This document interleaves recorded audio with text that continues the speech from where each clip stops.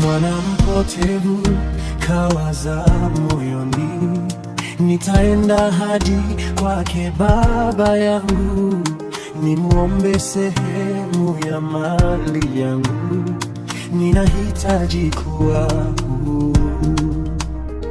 Kaondoka kaenda nchi za mbali, katapanya mali zote kwa anasa.